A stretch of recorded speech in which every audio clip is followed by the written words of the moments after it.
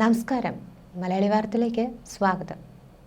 ഷാർജയിലെ ഫ്ളാറ്റിൽ അമ്മയും കുഞ്ഞും മരിച്ച സംഭവം മലയാളികളുടെ മനസ്സ് പിടിച്ചുകുലുക്കിയ ഈ ദുരന്തത്തിന് പിന്നിലെ യഥാർത്ഥ കാരണമെന്താണ്? ഒരു സ്ത്രീയുടെ കണ്ണീരും ഒരു പെൺകുട്ടിയുടെ അവസാന വിലാപവും നീതി തേടിയെത്തുന്ന ബന്ധുക്കളുടെ നിസ്സഹായതയും ഒക്കെ ഈ കഥയിലുണ്ട്. അൽ-ഖ്വൈസി ഷാർജയിലെ ആ ഫ്ളാറ്റിൽ വിശപ്പും വെറുപ്പുമില്ലാതെ കിടന്ന രണ്ട് മൃതദേഹങ്ങൾ. വിഭജികയും അവളുടെ 1.5 വയസ്സുമുള്ള കുഞ്ഞും.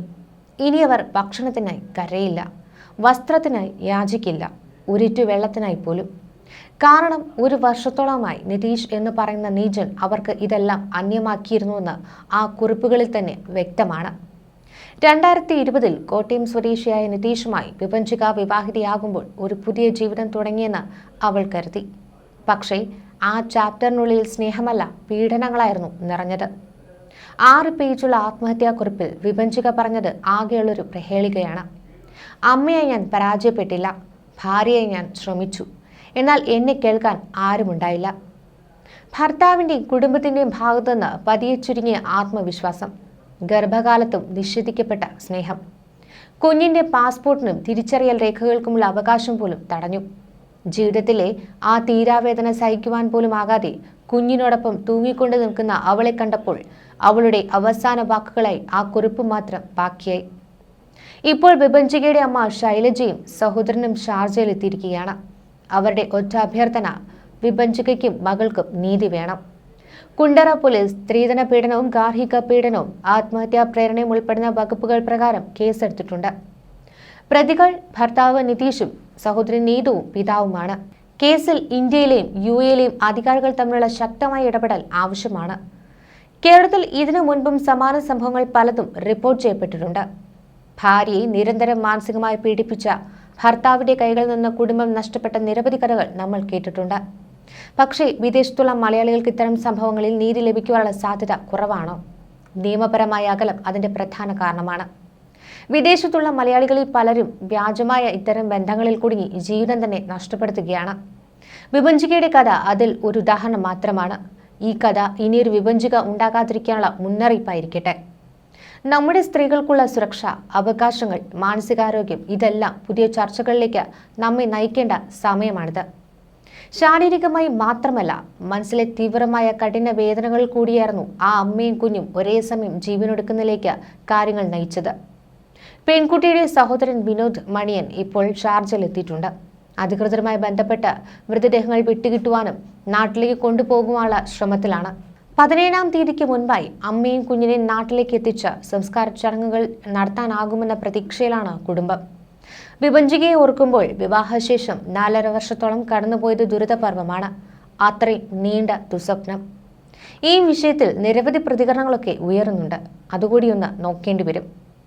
പാവം അമ്മ, അവനും അവൻ്റെ സഹോദരിയുമായുള്ള ബന്ധം ഏതു തരമാണ് എന്ന് അന്വേഷിക്കണം. എന്തോ കണ്ടിട്ടുണ്ട്, അതാവും ആ കുഞ്ഞിനെയും കൊന്ന് ആ പാവം ചേച്ചി ആത്മഹത്യ ചെയ്തത്. അവനെ വെറുതെ വിടരുത്. ഇങ്ങനെയും കുറേ സഹോദരിമാർ ജീവിക്കുന്നത് അപകടകരമാണ്. എന്ത് ബന്ധമാണ് എന്ന് ആർക്കറിയാം എന്ന് തന്നെയാണ് മറ്റൊരാളും ആവർത്തിക്കുന്നത്. ആ പെൺകുട്ടി ഇത്രയും അനുഭവങ്ങൾ ഉണ്ടായപ്പോൾ തന്നെ വീട്ടിൽ വരുവാൻ പറയണം. അല്ലാതെ മരിച്ചു കഴിഞ്ഞ് അവൾക്ക് അങ്ങനെ പറ്റി ഇങ്ങനെ പറ്റി എന്നൊക്കെ പറഞ്ഞ് കരഞ്ഞിട്ട് എന്ത് കാര്യം? ആ കൊച്ച് എല്ലാം പറഞ്ഞതല്ലേ ഇവരോട്, അപ്പോൾ അഡ്ജസ്റ്റ് ചെയ്യുവാൻ പറഞ്ഞു. പിന്നെ മാറി താമസിച്ചപ്പോൾ ഈ അമ്മയ്ക്ക് കൂടി പോയി നിൽക്കാമായിരുന്നു. ഇനി പറഞ്ഞിട്ട് ഒരു കാര്യവുമില്ല. ആ കൊച്ചിൻ്റെ അച്ഛന് ഈ മകളുടെ കല്യാണം കൂടാൻ പറ്റിയില്ല, ചെറുമകളെ കാണാൻ പറ്റിയില്ല. എന്തൊക്കെയാണ് ഇവിടെ സംഭവിച്ചത്? ഈ ഒരു കമന്റ് വെച്ചാൽ നമുക്ക് പറയേണ്ടി വരുന്നത്, ശരിക്കും പറഞ്ഞാൽ ആ അമ്മ ഇതൊന്നും അറിഞ്ഞിരുന്നില്ല എന്നുള്ളതാണ്. സ്വർണത്തോടും പണത്തോടും ആർത്തി എന്നല്ലാതെ ഇത്തരത്തിൽ ഒരു ക്രൂരത അരങ്ങേറുന്നെന്ന് ഒരു സൂചന പോലും പുറത്തുവിട്ടിരുന്നില്ല. അമ്മ എപ്പോഴും സന്തോഷത്തോടെ ഇരിക്കണമെന്നായിരുന്നു വിഭജിക ആവർത്തിച്ച് പറഞ്ഞുകൊണ്ടിരുന്നത്.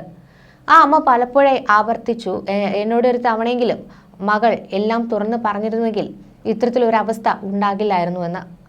അച്ഛനും അമ്മയും വർഷങ്ങളായി തന്നെ പിരിഞ്ഞു കഴിയുകയാണ്. തൻ്റെ അവസ്ഥ മകൾക്കുണ്ടാകരുതെന്ന് കരുതി തനിക്ക് നേരിടേണ്ടി വന്ന അപമാനം പോലും ആ അമ്മ മറച്ചു. എന്നിട്ടും ഒരു കുടുംബം മുഴുവൻ വേട്ടയാടി. അവളുടെ സൗന്ദര്യം അവർക്ക് അപമാനമായതുകൊണ്ട് തല മൊട്ടയടിക്കുവാൻ വരെ സഹോദരി ഉത്തരവിട്ടു. ഒടുവിൽ സങ്കടത്തോടെയാണെങ്കിലും അവൾക്കത് ചെയ്യേണ്ടി വന്നു. ഓരോ അനുഭവങ്ങൾ വരുമ്പോൾ മാത്രമാണ് എല്ലാവരും ഒന്നിച്ചു നിൽക്കുന്നു, പ്രതികരിക്കുന്നു, ശിക്ഷ കൊടുക്കണമെന്നൊക്കെ പറയുന്നത്.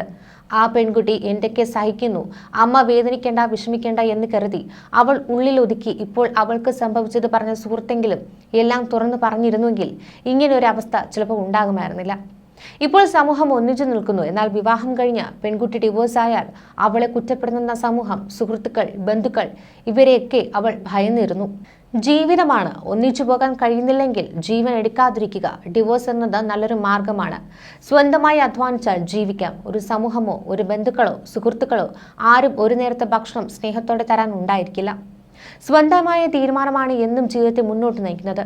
ശരിക്കും പെൺകുട്ടികൾ ആരൊക്കെയോ ഭയന്ന് ജീവിതം നശിപ്പിക്കുന്നു. സമൂഹത്തിലേക്ക് ഇറങ്ങിച്ചെന്നാൽ അറിയാം, വിവാഹം കഴിച്ചു എന്ന പേരിൽ ജീവിതം ജീവിച്ചു തീർക്കുമ്പോൾ മക്കൾ ഉണ്ടായിപ്പോയി എന്ന കാരണത്താൽ എല്ലാം സഹിക്കുന്നവൾ. പരസ്പരം ഒന്നിച്ചു പോകാൻ കഴിയുന്നില്ലെങ്കിൽ അതിനുള്ള മാർഗം തേടുക.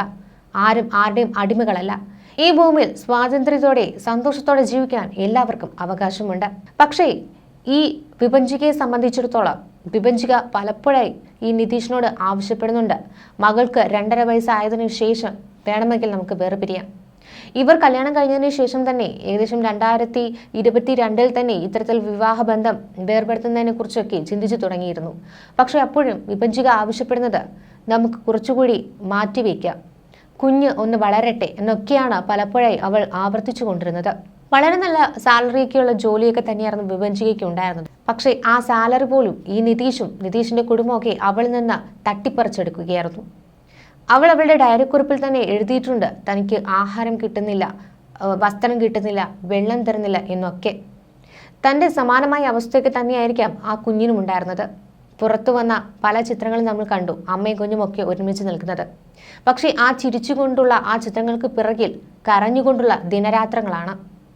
എന്തൊക്കെയായിരിക്കാം ആ അവസാന മണിക്കൂറുകളിൽ പോലും ആ കുഞ്ഞും ആ അമ്മയും അനുഭവിച്ചിട്ടുണ്ടാകുക. ഇത്ര നീചരായി ഇവർക്കൊക്കെ എങ്ങനെ പെരുമാറാൻ സാധിക്കുന്നു എന്നൊക്കെ പല ചോദ്യങ്ങളും ഉയർന്നു.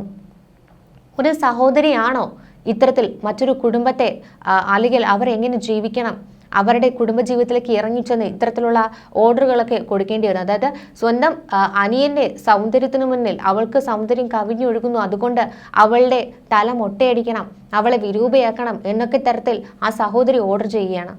ഈ ഒരു പെൺകുട്ടിയുടെ ഒരു ജീവിതം നശിപ്പിക്കാൻ അവൾക്ക് ആരാണ് അധികാരം കൊടുത്തത്? അവളുടെ കുടുംബജീവിതം നന്നായി പോകുമ്പോൾ മറ്റൊരു പെൺകുട്ടി കരഞ്ഞുകൊണ്ടിരിക്കുകയാണ്. ആ വീടിനുള്ളിൽ നടക്കുന്നത് മുഴുവൻ അവിഹിതം. എന്താണ് അവിടെ സംഭവിക്കുന്നത്? ഒന്നും രണ്ടുമല്ല, നിരവധി പെണ്ണുങ്ങളുമായിട്ടാണ് നിതീഷിന് ബന്ധമുണ്ടായിരുന്നത്. ആ നിതീഷിന്റെ പിതാവിനെ പോലും പറയുന്നത്, അതായത് ഈ പറയുന്ന ഈ വിഭജികയുടെ അമ്മയോട് പോലും അയാൾ വൃത്തികെട്ട രീതിയിൽ സംസാരിക്കുന്നു. എന്തൊക്കെയാണ് അല്ലേ? അതായത് ഒരു ആൺതുണ ഇല്ല എന്ന് അറിഞ്ഞു കഴിഞ്ഞാൽ, അല്ലെങ്കിൽ ആരും ചോദിക്കാൻ വരില്ല എന്ന് അറിഞ്ഞു കഴിഞ്ഞാൽ ആർക്കും എന്തും പറയാം, എന്തും ചെയ്യാമെന്നൊരവസ്ഥ. മരിച്ചു കഴിഞ്ഞാണ് താൻ പല കാര്യങ്ങളും അറിയുന്നതെന്നാണ് ആ അമ്മ പറയുന്നത്. ബാത്റൂമിൽ ഇരുന്നാണ് ഒന്ന് തുറന്നു വിടാൻ എൻ്റെ മോൾ അവനോട് യാചിച്ചത്. ആ വീഡിയോയ്ക്ക് അമ്മ ഇപ്പോഴാണ് കാണുന്നതെന്നാണ് കഴിഞ്ഞ ദിവസങ്ങളിലൊക്കെ വന്ന് പറഞ്ഞത്. അപ്പോൾ അവനെയും ആ കുഞ്ഞിനെയും സ്നേഹിച്ചു എന്നൊരു തെറ്റ് മാത്രമാണ് മോൾ ചെയ്തത്. അതല്ലേ അവൾ ഇന്ന് ഈ ലോകത്തില്ലാത്തതിന് കാരണമെന്നാണ് ആ അമ്മ കരഞ്ഞുകൊണ്ട് പറയുന്നത്.